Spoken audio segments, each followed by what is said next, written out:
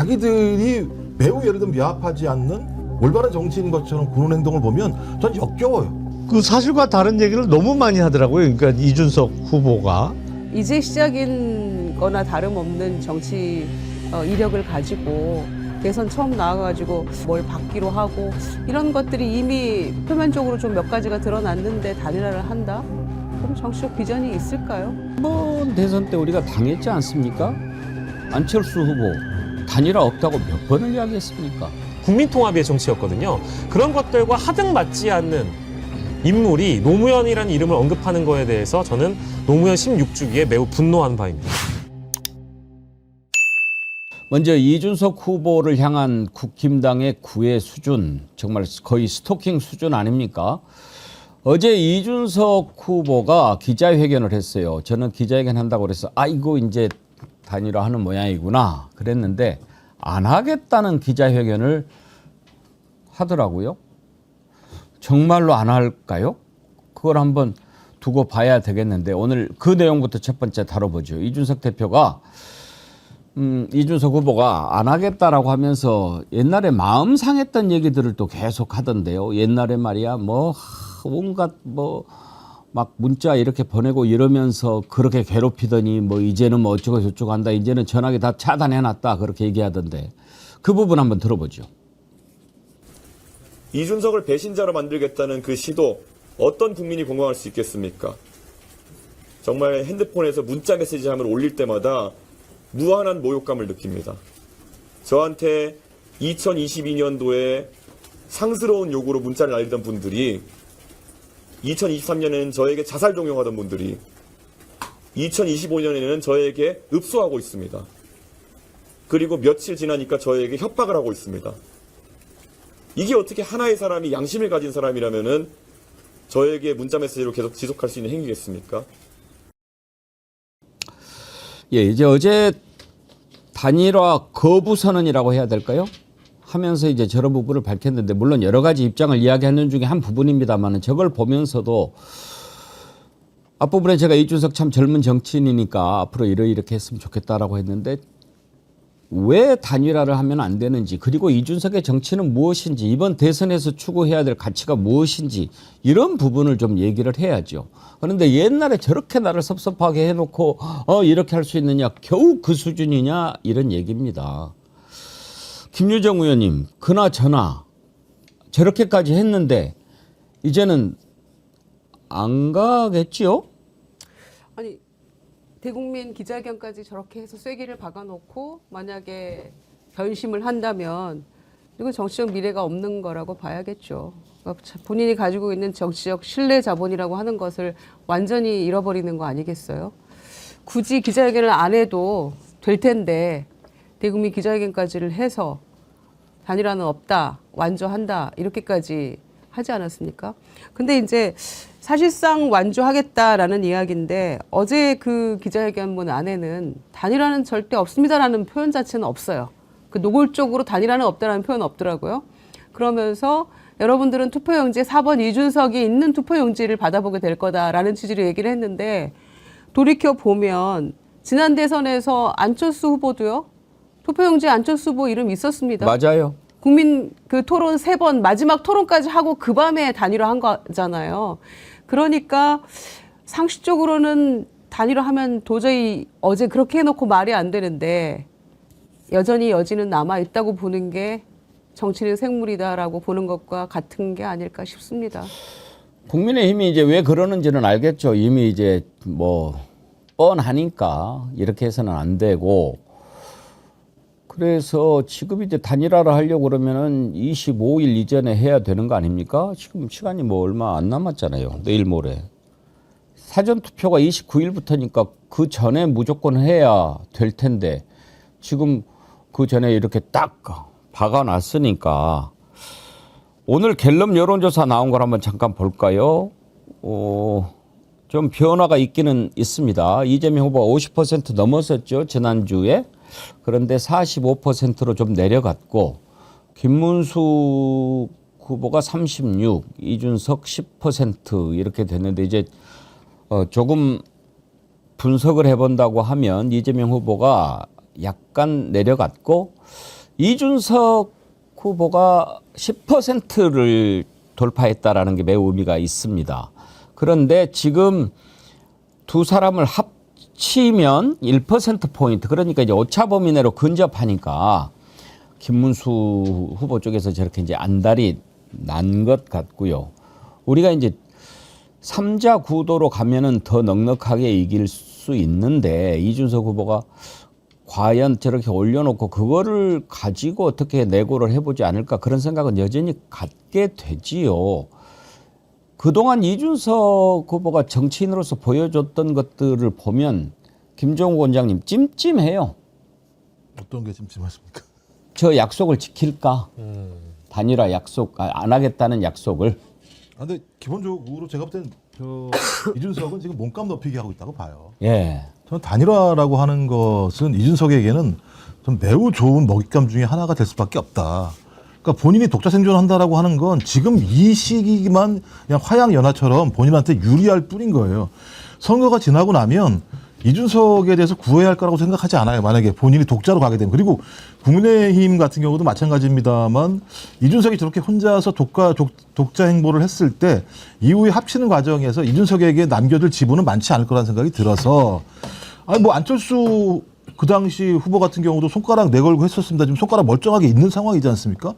좀 그렇다면 이준석이 어제 한 얘기는 단일화를 하지 않겠다는 것이 아니라 내 몸값이 이만큼 높다라고 하는 사실들을 확인한 거고 가장 유리한 위치에서 단일화를 할 수 있는 저는 일종의 작업을 하고 있다라고 저는 보여지는 상황이고요. 제가 알기로 민주당 내부에서도 김문수 후보와 이준석 후보 간의 단일화를 상수로 놓고 보고 있다고 이미 뭐 김민석 최고위원은 그걸 대놓고 얘기하고 있는 상황이고 그것까지 고려하겠다. 뭐 되지 않을 수도 있고 될 수도 있겠습니다만 저는 뭐 국민의힘이나 개혁신당이나 둘 다 마찬가지로 단일화를 통해서 어떤 형태로든지 대선 이후에 당권 경쟁에서 유리한 위치를 차지하는 것에 대한 경쟁이 벌어지고 있는 상황이고 이준석 스스로도 알겠습니다만 단일화해서 이준석으로 될 수 없다는 것도 알 것이고 이준석으로 된다 한들 이길 수 없다는 것들도 더 잘 아는 상황이기 때문에 저는 뭐 이런 쇼를 하고 있는 상황 그렇게 이해하시는 게 나을 거라는 생각이 들고요. 지금 국민의힘과 이준석은 대선 선거운동을 하고 있는 것이 아니라 대선 이후에 당권 경쟁을 하고 있다. 당권 암투를 하고 있다. 이렇게 보시는 게 훨씬 더 좀 정확하지 않을까 생각을 합니다. 지난번 대선 때 우리가 당했지 않습니까? 안철수 후보 단일화 없다고 몇 번을 이야기했습니까? 이연화님 LA에서 시청합니다. 미국에서 보고 계시군요. 안철수 손가락 아직도 멀쩡합니다. 저자들은 무슨 말을 하더라도 무시가 답입니다. 그런 의견 주셨고요. 어매님 강한 부정은 강한 긍정입니다. 개장수는 절대 단일화한다고 봅니다. 녹수님 저렇게 회견까지 하니까 더 하겠네. 지껏 다 챙기고 토론 3차까지 하고 28일 날 하겠네. 배고프다고 앙알앙알 대니 배부르게. 그렇게 사람들이 믿지를 못해요. 왜 그럴까요, 박영식 앵커님? 글쎄 뭐 아까 말씀 주신 대로 지난 대선 때 이 단일화를 안 하겠다고 했던 사람이 이른바 그쪽에서는 이제 극적으로 단일화 타결이 됐기 때문에 한 번쯤 뒤통수 맞은 유권자들 입장에서는 끝까지 의심하고 지켜보는 분들이 많기 때문에 신뢰하지 않는 것 같고요.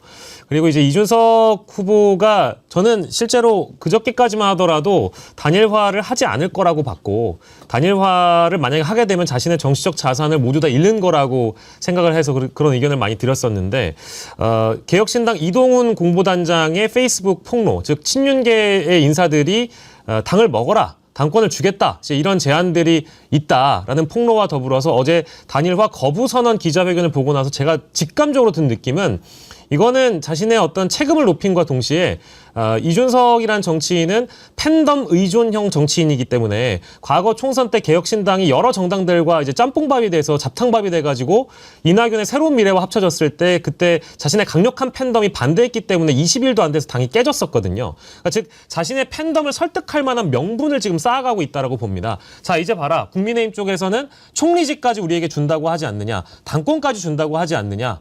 결국 우리에게 모든 것을 주려고 몸이 달아있지 않느냐. 지금 급한 쪽은 개혁신당 이준석 후보가 아니라 국민의힘 김문수 후보다. 우리에게 모든 걸 주려고 한다라는 것을 계속적으로 어필을 하고 있는 겁니다. 그러면서 어쩜 명분을 지금 쌓아가고 있는 단계라고 봐서 이것도 하나의 대국민 사기극이나 쇼로 비춰질 수 있다라는 그 의심 때문에 결국엔 이준석 후보의 기자회견을 고지곧대로 믿지 않는 유권자들이 많은 거겠죠. 이준석은 누구보다도 이분이 잘 알죠. 김용남 의원님 어서 오십시오. 예, 안녕하세요. 민주당에 입당은 하셨나요? 아, 다음 주 초에 합니다. 다음 주 초에. 예, 예. 개혁신당에 계실 때 참 고생 많이 하셨습니다. 그 얘기는 조금 이따 하고 예. 어제 이제 이준석 후보가 안 하겠다라고 선언을 하지 않았습니까? 네. 몇 가지 좀 여쭤볼게요. 그동안에 겪어봤던 이준석으로 봤을 때 그 말을 믿으십니까? 저는 다음 주 수요일까지 좀 지켜봐야 알 수 지켜봐야 있다고 한다. 생각합니다. 왜냐하면 어제 기자회견을 통해서 단일화 절대 안 한다고 얘기를 했는데 제가 보기엔 정말 단일화를 안 할 생각이면 기자회견 시점이 너무 빨랐어요. 그러니까 무슨 말씀을 드리냐면 그 항상 그 어떤 대의 명분이나 이런 측면보다는 그 정치적인 계산으로 행동을 하는데 단일화 이슈가 제기되면서 사실은 가장 정치적으로 남는 장사를 했죠. 뭐 국민의힘에서 과거에 징계하려고 했던 거 잘못했다고 사과도 했지. 뭐 이 사람 저 사람 애걸복걸하는 모습을 보여줬단 말이에요. 그리고 그 사이 나빴던 안철수 의원까지 이제 찾아가서 만나서 뭐 학식 먹으면서 단일화 얘기하는 모습까지 연출해줘서 정치적인 이해타산을 계산한다고 하면 이 단일화 이슈를 하루 이틀 더 끌었을 거예요. 그리고 주말쯤 안 한다라고 최종적으로 선언을 했으면 아 진짜 안 하려나 보다 이렇게 생각을 했을 텐데 이게 생각보다 빨랐단 말이죠. 기자회견 시점이. 근데 어차피 단일화는 다음 주 수요일 날 하게 되면 그날이거든요. 왜냐하면 마지막 TV 토론이 화요일 저녁에 있기 때문에 이준석 후보가 그 기회를 날릴 이유는 없어요. 절대로 그렇게 안 할 겁니다. 그리고 목요일부터 시작되는 사전투표 전까지만 하면 되는 단일화이기 때문에 어차피 시점은 수요일이고 단일화를 안 하겠다는 선언이 조금 너무 빨랐다. 예상보다. 그런 의미에서 여전히 가능성은 꽤 높은 확률로 남아있다라고 저는 생각을 합니다. 그러면 단일화 가능성 혹시 몇 % 정도나 보십니까? 근데 사실은 또 다른 변수가 생겼어요. 예. 국힘의 붕괴의 속도나 폭이 너무 빠르고 커요. 그래서 이준석 후보 입장에서는 꼭 단일화를 통해서 이번에 안 들어가더라도 어차피 다음 총선 전까지는 내가 내 자리만 지키고 있어도 이 당을 먹을 수 있겠다라는 계산을 할 수 있는 상황이에요. 지금 국힘에서 벌어지고 있는 상황은. 그게 무슨 얘기냐면 이동훈 공보단장이 친윤 쪽이 당권 주겠으니 예. 단일화 하자라는 거를 제안했다고 폭로를 하니까 그것도 어느 정도는 포장이 좀 된 거라고 보입니다만 한동훈 전 대표가 바로 반응했잖아요. 윤석열, 김건희 차라리 민주당 가라. 이러면 사실은 친윤과 친한은 같이는 다음 총선을 절대 치르기 어렵습니다. 사실은. 그렇게 되면 이 당은 당장은 아니더라도 다음 총선 전에는 어디가 뛰쳐나오더라도 뛰쳐나올 수밖에 없는 상황이 될 거예요. 그러면 단일화 욕먹어가면서 해서 내가 리스크를 짊어지느니 그냥 끝까지 완주하고 내 자리만 지키고 있어도 내가 접수할 수 있을 거라는 판단을 할 만한 상황이에요, 사실은. 그래서 제가 보기엔 꽤 단일화에 대한 가능성이 높았는데 거의 할 것 같이 보였는데 지금 국힘 내분을 봤을 때는 글쎄 단일화 가능성 한 70%? 뭐 안 하고 끝까지 완주할 가능성 한 30% 되지 않을까 싶어요. 근데 이제 다른 이야기입니다만 한동훈은 사과해야 돼요. 윤석열한테 민주당 가라? 그러니까 민주당이 받아요? 민주당을 어떻게 보고 이 자식이 민주당이 무슨 뭐 내란범 하치장에 그러니까. 찌끄레기들을 다 우리 당으로 보내겠다는 거예요. 진짜 화났는데 지금 김대남이라고 그 갓나우 중에 상갓나우를 저기 했던 것도 실수를 해가지고 그것도 영 마음이 불편한데 그 말이 안 되는 소리를 그렇게 함부로 하면 안 되죠. 근데 이제 단일화가 마지막 어떻게 해볼 수 있는 방법이기 때문에 이 불씨가 사라지지 않는 거죠. 오늘 아침에 동아일보 이기용 칼럼 혹시 보셨어요? 이거를 보고 야 아주 이제 거의 마지막 발악을 하는구나라고 한데 제목이 김문수 다 버려야 잃어버린 보수 되찾는다 이렇게 해가지고 쭉 이렇게 뭐라고 이제 주절주절 써놨는데 결론이 뭐냐면 야 우리가 살아야 되는데 김문수 네가 포기하면 어때? 그거더라고요. 그러니까 차라리 그냥 이준석 주고 네가 포기하면 그나마 살지 않을까 이런 아이디어더라고요. 그거는 진짜 현실을 모르는 사람이 쓴 글이네요. 그건 현실적으로는 불가능합니다. 예. 왜냐하면 돈 문제 때문이라도 불가능해요. 그렇죠. 예. 이준석 후보는 제가 보기엔 한 30억 내지는 많아야 50억 미만으로 썼어요. 선거 비용을. 거의 돈을 최소화해서 썼어요. 근데 국민의힘은 선거 준비는 제대로 못했지만 돈은 돈대로 다 썼습니다. 제가 보기엔 법정 선거 비용 가깝게 썼을 거예요. 지금 하는 거로 봐서는. 근데 만약에 김문수 후보가 단일 후보가 안 되고 이준석 후보가 된다 그러면 국민의힘은 그 500억이 넘는 돈을 한 푼도 보전 못 받고 날리는 거예요. 김문수로의 단일화하면 쉽죠, 그거는. 이준석 후보, 물론 이제 자기 돈 쓴 거는 제가 보기엔 한 푼도 없어 보여요. 이제 개혁신당에 모아놨던 당비하고 요번에 들어온 선거보조금 한 15억 뭐 이렇게 해서 그 돈 갖고 썼을 텐데 그거는 그냥 나중에 합당 이후에 갚아주면 돼요. 국민의힘에서 뭐 그 정도 여유는 있거든요. 근데 돈 때문이라도 김문수 후보가 중도에 사퇴하고 이준석으로의 단일화 그건 현실적으로 불가능한 얘기를 하는 거예요. 결박하면 그러겠습니까? 근데 타이틀이 뭔가 봤더니 대기자예요. 이기홍 대기자. 대기자가 겨우 한다는 얘기가 이준석과의 단일화도 김 후보가 양보해야 한다면 기꺼이 그러겠다는 진심을 갖고 임해야 한다. 자신을 버리고 비우면 길이 보이고 국민이 감동한다. 김문수는 범부들이 상상하기 어려운 존경스러운 삶의 기록을 갖고 있다. 이렇게 부추기면서 독재에 저항하고 고문에 굴하지 않았던 그 용기와 결단력, 희생정신으로 돌아가야 한다. 난 눈물 나서 못 보겠어.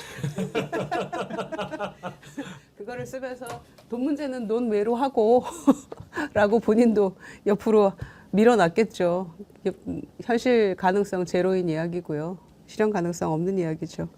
근데 이준석 후보가 명분도 별로 없고 단일화할 실리도 별로 없는 것 같아요.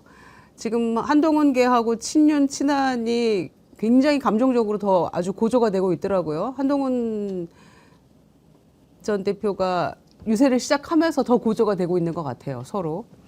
그런데 하와이에 있는 홍준표 시장은 대선 끝나고 돌아온다는데 가만히 있겠습니까? 저는 국민의힘에서 새롭게 시작 안 하더라도 새로운 보수정당 창당할 수도 있다고 생각하거든요. 그러니까 대선 이후에 어떻게 이 정치 구도가 재편될지 모르는 상황에서 이준석이 본인의 한 말을 뒤집고 굳이 단일화할 이유가 저는 별로 없을 것 같아요. 더군다나 어제 두 자릿수 지지율 나왔다고 굉장히 고무돼 있는 것 같던데 그러나 막판에는 양당으로 수렴된다는 것도 저희는 알고 있고 뭐 이준석도 알고 있겠죠. 그런데 이제 시작인 거나 다름없는 정치 이력을 가지고 대선 처음 나와가지고 이런 식으로 뭐 돈 문제니 혹은 이런저런 뭐 서로 내고해가지고 뭘 받기로 하고 이런 것들이 이미 표면적으로 좀 몇 가지가 드러났는데 단일화를 한다? 그럼 정치적 비전이 있을까요? 다 포기할 수 있을까요? 어제 선대위 어떤 그 대변인은 그러더라고요. 기자회견 하기 전에 만약에 총리 받고 단일화 콜 이렇게 하면 어떡할래요? 그랬더니 그러면 저 탈당합니다. 그러더라고요. 그러니까 그게 지금 개혁신당 내부에서 이준석 후보를 지지하는 지금 선대위 구성원들도 그렇고 탈당하신 김영남 의원님 말고 그 내부의 지지자들은 그렇게 조금 결연한 것 같아요. 그러니까 그런 것들을 다 물리치고 명분을 세울 수 있을까 싶은 생각도 들고요. 근데 어쨌든 득표를 하겠다라고 한다면 목표가 10%가 아니라 15% 아니겠습니까? 그래야죠. 이미 여론조사상 10%까지 올라왔으니까 개혁신당 선대위의 목표는 당연히 15%의 득표를 올린다는 것이고, 다만 여론조사는 여론조사고 득표는 득표예요. 그 정치는 엄연한 현실 문제가 있습니다. 근데 여론조사에서 10%나 11%가 나왔다고 해서 15%를 득표할 수 있다? 그건 좀 다른 문제라는 거를 선대위 관계자들이 좀 아셔야 될 것 같고요. 그리고 두 번째는 대선이라는 선거는 전국 단위의 선거이자 총선과 비교해 봤을 때 사표 방지 심리가 가장 높이 올라가는 선거입니다. 그러니까 만약에 이제 이준석 후보를 끝까지 믿고 이 후보가 당선될 가능성이 없다라고 하면 다른 쪽의 후보를 선택하거나 투표를 포기해버리는 경향이 큰 선거란 말이에요. 그러면 이준석 후보가 당선 가능성이 얼마나 높으냐를 따져보면 지난주까지 나왔던 여론조사를 다 살펴보시더라도 당선 가능성은 이재명 후보가 월등하게 높고요. 이준석 후보가 한 자릿수밖에 안 되는 여론조사가 많이 있습니다. 그걸 개혁신당 지지자들이나 이 유권자층이 모르느냐? 그거 아니거든요. 자신의 표가 사표되는 걸 싫어하는 유권자들이 절대 다수입니다. 그러면 아까 말씀드린 대로 처음으로 돌아가 보면 15%의 득표율이 그리 간단치만은 않을 것이다. 그래서 아까 김용남 의원님 짚어주신 대로 이게 그냥 단일화를 하지 않고 밀고 나가기에는 그 금전 선거 보전금이라는 현실적인 문제가 걸려 있기 때문에 그런 대목들도 우리가 함께 고민을 해봐야 될 것이고, 그냥 과분한 기대와 예상만으로 달려가는 것은 이 현실의 벽을 높지 못할 가능성이 높다. 저는 이게 매우 기괴한 지금 선거인데요. 예를 들면 친윤, 그러니까 국민의힘의 핵심이라는 사람들은 당권 줄게 이래버리잖아요. 당권을 준다라고 얘기를 했고, 그걸 갖다가 개혁신당에 있는 대변인은 얘기를 해버리고, 그 다음날 김문수로 나와서 총리 줄게 이렇게 얘기한단 말이에요. 대선 후보 빼고 다 줄게라고 얘기하는 거예요. 말이 안 되는 얘기란 말이에요. 그러니까 단일화를 하면 될 것처럼 어떤 흐름들을 만들어내는 겁니다만, 결론적으로 다 포석들을 두는 건 선거의 승리, 대선의 승리보다는 그 이후의 싸움을 위한 포석을 두고 있는 상황입니다. 그러니까 여기에 누가 반응을 하느냐? 보수 유권자들이 반응을 해요. 그래서 갑자기 이 얘기가 나온 다음부터 그 여론조사 표집이 엄청나게 많이 됩니다. 보수 표집이 엄청나게 많이 돼요. 갤럽도 마찬가지입니다만, 원래 어제는 지난주는 300이었는데 349가 표집이 됐어요. 진보랑 차이가 117명이에요. 이번에는. 저번에는 진보와 보수의 표집 차이가 5명이에요. 이 얘기는 뭐냐면, 이준석을 올려주면 어떤 일이 발생하겠습니까? 자기 몸값들을 높이면서 단일화를 더 할 수 있도록 만들어주는 상황들을 지금 유권자들이 지금 만들어주고 있는 상황이에요. 근데 결론적으로는 문제는 쌍방이 대선에서 승리할 수 없다는 걸 알기 때문에 지금은 시간 싸움에 돌입한 거예요. 이준석 입장에서는 시간을 계속 갖고 8%, 9%, 10%, 11%, 12%까지 여론조사가 나오면 본인은 그 막대한 몸값을 가지고 단일화라고 하는 협상에서 우위를 둘 수 있는 상황이 만들어질 수밖에 없습니다. 왜냐하면 김문수 후보는 실제로 제가 볼 때는 친윤들이 껍데기 후보로 생각하는 것 같아요. 알맹이가 없는 상황이기 때문에 이준석이 실제로 단일화를 해야 될 대상은 김문수 후보가 아닙니다. 거기에 있는 친윤 그룹이라고 하는 핵심적인 사람들과 합의를 보면 돼요. 그리고 또 한 명의 변수가 누가 있냐. 저는 그래서 이준석이라고 표현하지 않고 이준표라고 얘기하는데, 저는 이준석과 홍준표 같은 경우도 서로의 이익들이 같이 있어요. 왜 새로운 당을 만들겠습니까? 오히려 그 당을 접수하는 게 가장 이익이 될 수밖에 없는 상황이기 때문에 전 지금 상황 자체는 누가 뭐라고 하더라도 그래도 저희가 이제 긴장감을 놓치지 말아야겠습니다만, 지금은 단일화라고 얘기하는 것은 대선 승리가 아니라 당권 장악을 위한 유리한 포석 싸움이 벌어지고 있다. 전 그렇게 이해하는 게 훨씬 더 현실적이라고 생각해요. 그런데 이제 김용남 의원님 개혁신당을 탈당하고 이재명 후보 지지 선언해서 이제 그 간의 여러 가지 입장들을 다른 곳에서 이제 밝힌 걸 제가 들었는데, 오늘 우리 이제 정어리 TV에 오셨으니까 정어리원들이 궁금해하는 거 짧게 한 가지만 좀 여쭤볼게요. 이번에 이제 탈당을 하고 이재명 후보 지지를 선언하셨지만 그 전부터 사실 몸은 개혁신당에 있었어도 좀 마음이 떠나 있었지 않습니까? 그렇죠. 결정적으로 이건 아니다라고 생각했던 계기가 뭐였습니까? 사실은 개혁신당에서 마음이 떠난 거는 작년 9월 5일 날 명태균 게이트가 터지면서부터요. 그때 이 거짓말을 너무 많이 하는 거예요.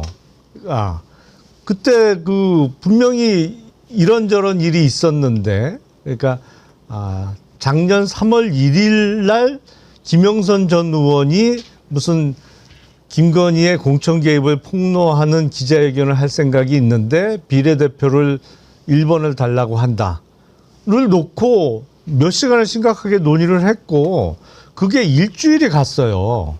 이제 최종적으로는 안 하는 거로 했습니다만 근데 그 사실과 다른 얘기를 너무 많이 하더라고요. 그러니까 이준석 후보가. 아니 그리고 처음에 반응이 그거였잖아요. 이 영부인의 공천 개입이 아니고 영부인의 선의의 조언일 수 있다. 정치적 조언일 수도 있다.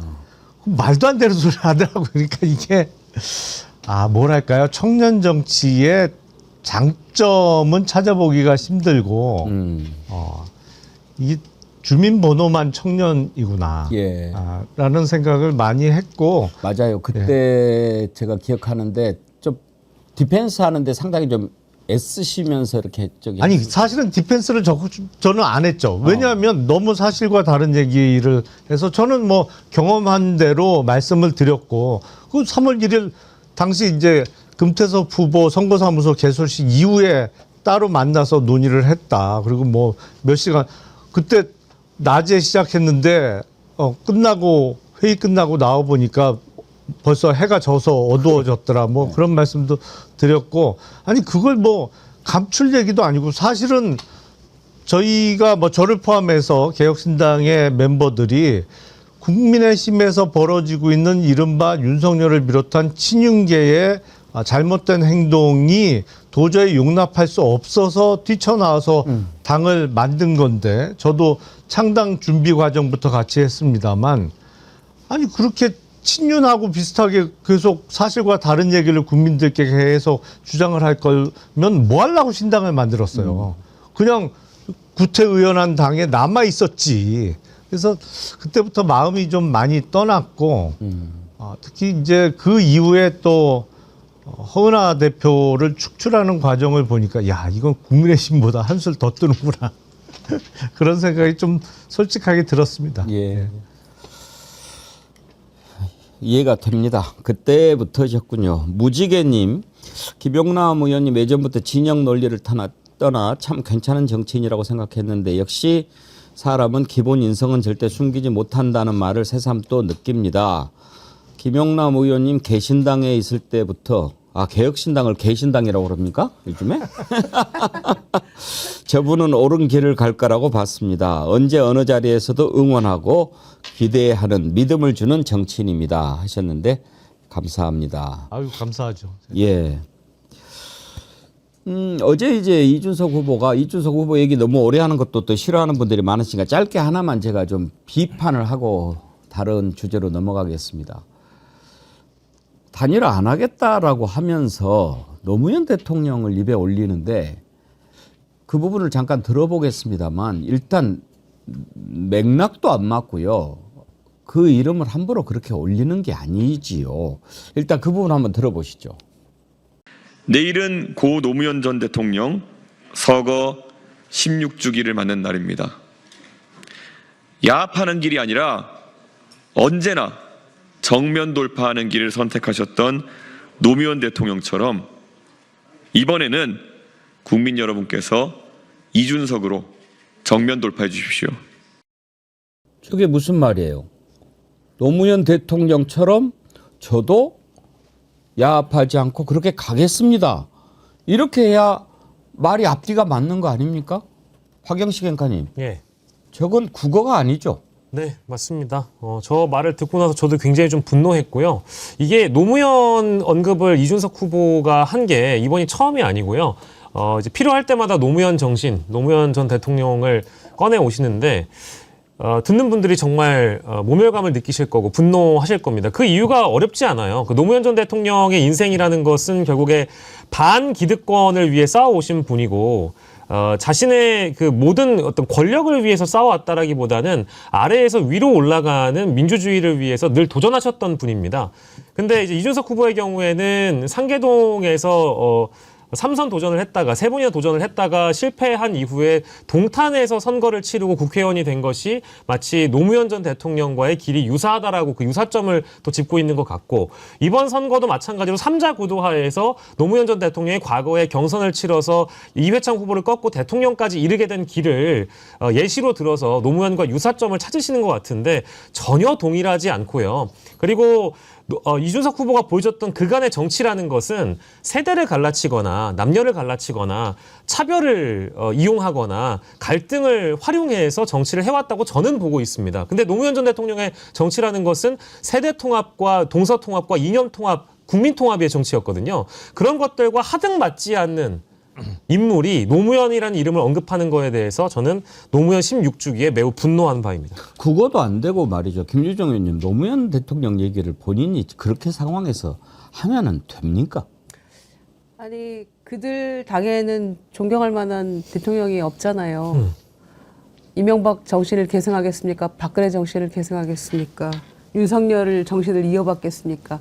그러니까 이제 이 국민의힘에서도 늘 후보들 중에서는 뭐 김대중 대통령님을 존경한다랄지 무슨 노무현 대통령 이런 얘기들을 막 추임새처럼 하고 있는데, 어제 그 얘기 끝에 왜 노무현 대통령을 이야기하는지 서거 16주기까지를 운운하면서, 그러면은 저도 야합하지 않고 그 정신을 받들어서 뭐 끝까지 가겠습니다랄지, 그 정신으로 뭐 이준석으로 몰아주십시오라는 얘기는 또 무슨 말인지.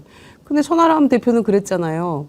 이준석으로 단일화도 안 할 거다라고 얘기했잖아요. 그러니까 이렇게 모두가 몇 명 안 되는 의원들이 다 지금 이렇게까지 큰 소리를 쳐놓고 야합을 하는지 안 하는지 며칠이면 결론 나겠습니다마는, 이렇게 못 믿어온 이유는 하도 많이 당해서 그런 것 같아요. 국민의힘도 그렇고 이 윤석열 정권도 그렇고 너무나 비상식적인 일들이 상식인 것처럼 일어나고 있어서 저희가 끝까지 이제 이 상황들을 좀 신뢰할 수 없는 그런 문제가 있는데요. 며칠 상간이면 드러나겠죠. 또 오늘 같은 경우에는 갤럽 조사가 이제 마지막 공표할 수 있는 그 여론조사잖아요. 28일부터 공표가 안 되니까 갤럽도 그렇고 이제 뭐 한두 번 정도 여론조사가 남아 있을 텐데, 오늘 저녁 토론회 뭐 이런 것에 좀 본인은 굉장히 올인하려고 노력을 하겠죠. 끝까지 한번 지켜보려고 합니다. 근데 저는 좀 이해가 안 되는 게요. 아니 이준석 후보 같은 경우 본인이 당대표 선거 과정에서 여론조사를 조작했다라고 하는 증거들이 다 나오는 상황이잖아요. 거기에 대한 설명을 없으면서 어떻게 야합이라는 얘기를 하는지 잘 모르겠다라는 거고, 또 하나는 이준석이 언제부터 내란 문제에 대해서 입을 딱 다물고 있는 상황입니다. 단일화에만 예를 들면 올인하고 있는 상황이기 때문에 지금 선거의 핵심적인 내용은 본인이 진짜 제3의 길을 통해서, 옆에 개혁신당이 계셨다 이제 민당은 좀 오십니다만 개혁신당이 제3의 길을 걸으려고 했던 거 아닙니까? 새로운 정치라고 하는 길을 걸으려고 했다고 한다면 전 적어도 이 상황에서 헌정수호 대 헌정 파괴 대결이면 헌정수호의 입장들을 대변해야 되고 내란 세력을 응징해야 하자고 얘기해도 안 될 판인 상황인데, 이런 얘기는 전혀 하지 않으면서 이재명을 막겠다라고 하는 단일한 구호를 가지고 김문수와 이준석이 거의 동행인 것처럼 말을 하고 있어요. 단일화는 안 한다고 얘기하면서 TV 토론을 보면 계속 그런 행보들을 걷고 있는 상황이다. 내란을 응징하지 않으면 민주주의가 무너지죠. 법치도 무너질 수밖에 없는 상황입니다. 그런 문제에 대해서 이준석이 계속 제기를 해야 되는데, 지금 이준석과 김문수 이쪽 지역에서 하고 싶은, 지금 하고 있는 전략 중에 핵심적인 내용이 뭐냐면 기억을 소고하는 전략이에요. 아무 일도 없었던 것처럼. 그러니까 12월 3일 날 아무 일도 없었던 것처럼, 4월 4일 날 전직 대통령이 파면당하지 않았던 것처럼 그 얘기는 싹 묻어버리고 내란에 대한 얘기는 아무것도 하지 않으면서 그냥 보통의 선거를 하고 있는 것처럼 얘기하면서 자기들이 매우 예를 들면 미합하지 않는 올바른 정치인인 것처럼 구는 행동을 보면 전 역겨워요. 그래서 진짜 6월 3일 날은 저희가 응징 투표를 하는 날이다. 단일화하고 뭐가 이런 게 중요한 게 아니라 내란을 응징하고 헌정을 수호하는 투표를 하는 것이다 라고 하는 좀 본질적인 선거운동 캠페인이 다시 한번 좀 우리 이 선거운동 핵심적인 내용으로 다시 돌아와야 된다고 생각을 합니다. 부산이 대인님, 네가 노무현을 보기나 했어?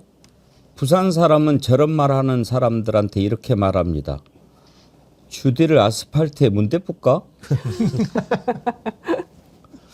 이은주님, 김유정 의원님 학시 좀 해주세요.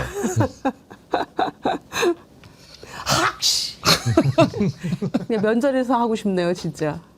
왜냐면 명태균 씨하고 가장 많이 통화하고 문자하고 한 사람이 이준석 후보잖아요. 그런데 누가 그러더라고요. 명태균은 자기를 건드린 사람만 지금 공격하고 있다는 거예요. 그러니까 오세훈, 홍준표 이 두 시장은 막 딱 잡아 떼고 모욕 주고 막 그렇게 했잖아요. 그러니까 막 고발한다 그러고 이렇게 했는데 이준석 후보는 그러지 않았잖아요. 그러니까 지금 조용히 하고 있는 거고 어제도 기자회견 하고 어디 뭐 다른 데서 백브리핑처럼 하는데 서울의 소리 그 이명수 기자가 물었잖아요. 명태균 씨랑 통화했냐 안 했냐 이런 것들. 그런데 나중에 후속 보도들을 보니까 명태균하고 그 통화건에 대해서 이준석 후보와의 말이 다르다는 거예요. 그러니까 뭐 1분쯤 통화했을까요? 뭐 내용은 잘 모르겠고 그런데 단일화 관련 얘기는 뭐 하긴 했고 막 이런 식으로 이준석은 얘기를 하고 있고 명태균 씨는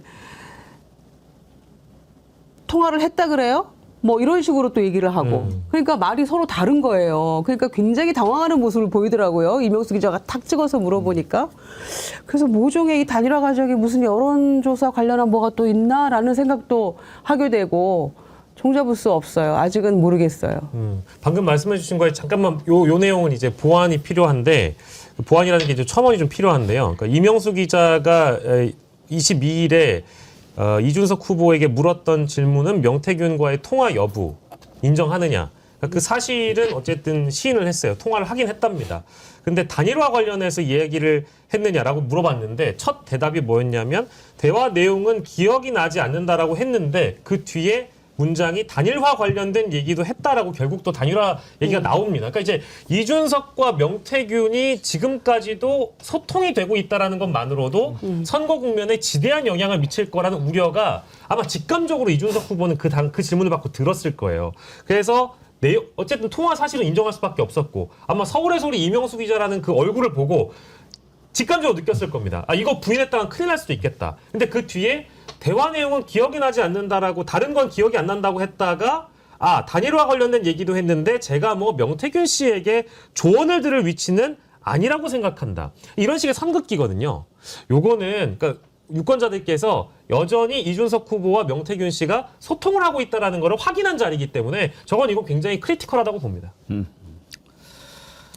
오늘 민주당은 유세에서 율동을 하지 않기로 했다는 뉴스를 봤습니다. 윤호중 총괄본부장이 오늘은 노무현 대통령 서거일이기 때문에 유세에서 율동을 하지 않고 점잖게 유세를 하겠다라고 했는데 참 잘한 일이라고 생각합니다. 오늘 노무현 정신을 생각하는 게 중요하죠.